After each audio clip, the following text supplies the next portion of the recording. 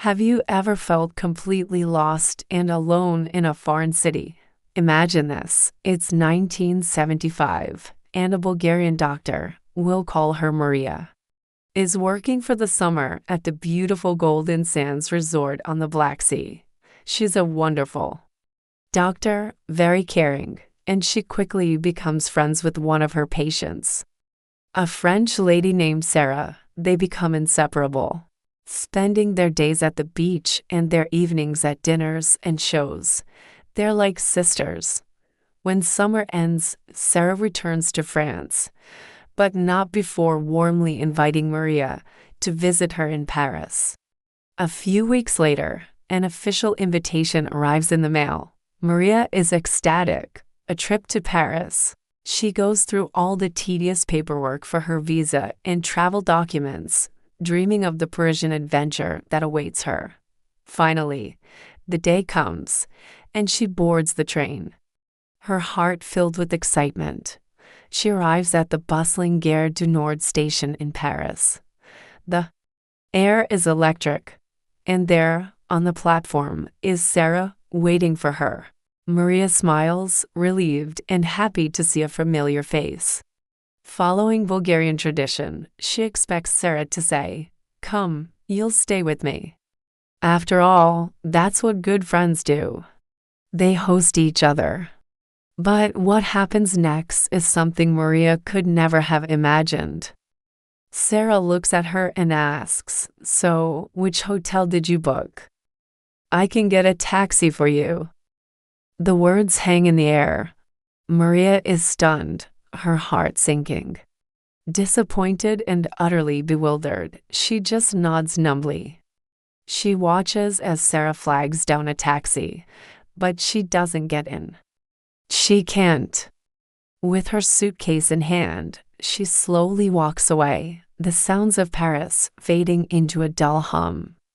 Now she's truly alone, wandering aimlessly through the unfamiliar streets of Paris. The city of love suddenly feels cold and unwelcoming. Her grand vacation has turned into a nightmare before it even began. As she walks, feeling the weight of her suitcase and her disappointment, she sees a funeral procession moving slowly down the street. It's a somber, elegant affair, with nothing else to do and nowhere to go. A strange curiosity takes over.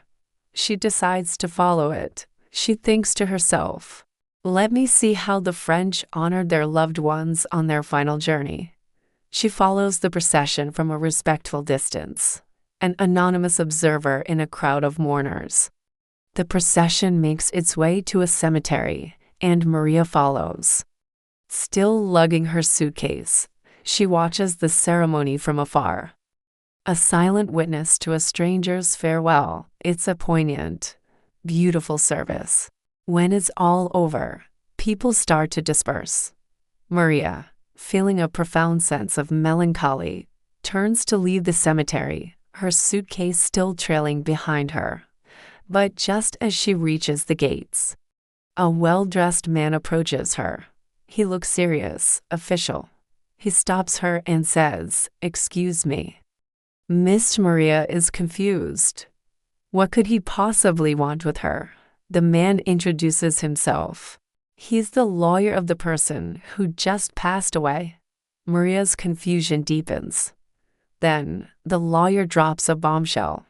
He explains that the deceased had a very unusual clause in his will, a final, eccentric wish. The will states, and I quote, "All my wealth should be given to the person who traveled the furthest to attend my funeral." Maria just stands there, speechless. The lawyer looks at her, then at her suitcase. "You," he says, "are clearly that person."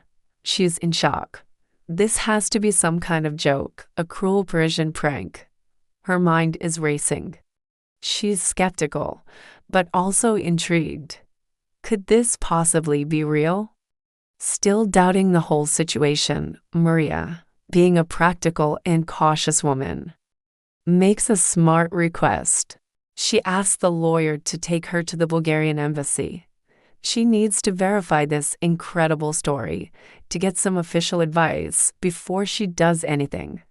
The lawyer agrees without hesitation. At the embassy, the officials listen to her story with wide-eyed astonishment. They check the lawyer's credentials and look into the matter. To everyone's surprise, it's all completely legitimate. The will is real. The inheritance is real. The embassy staff are thrilled for her. They even offer her a place to stay while everything is sorted out. They tell her, Maria, this is a once-in-a-lifetime opportunity. Consider the offer, and please enjoy a wonderful vacation in France. You deserve it. So, after all the legal procedures were completed, Maria accepted the inheritance. Can you guess how much she received? In today's money, it was the equivalent of 300,000 euros. Just like that, her entire life changed in the middle of a Parisian cemetery. And what did she do with the money? Well, first things first. She went out and bought herself a brand new car, a stylish Renault 16. No more dragging a heavy suitcase through the streets for her.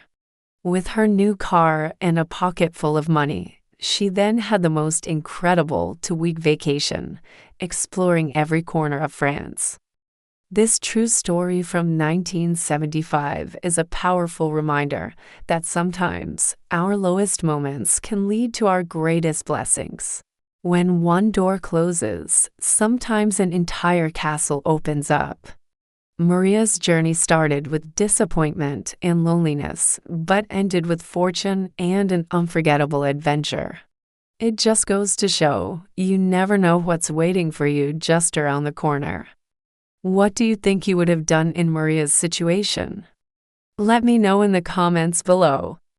And if you enjoyed this incredible story, don't forget to like this video and subscribe for more amazing true tales. Thanks for watching.